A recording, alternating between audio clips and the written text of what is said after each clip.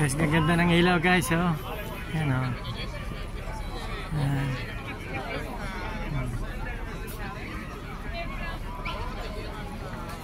So guys, ang daming namasyal, oh.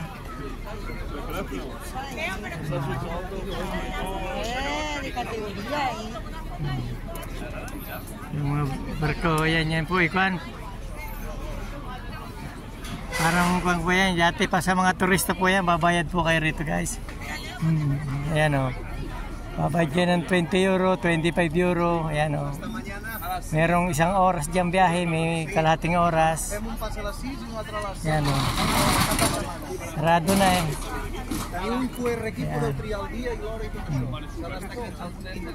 Ayan.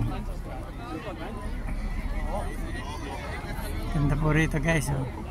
Kami namamasyal. Ayan o. Ayan. Ganda o.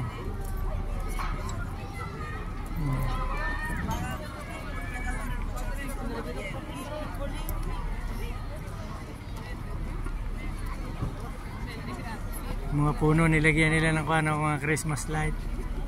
Ganda guys o. Ayan si Kulon.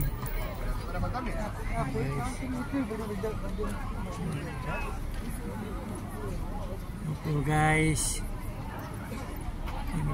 for watching.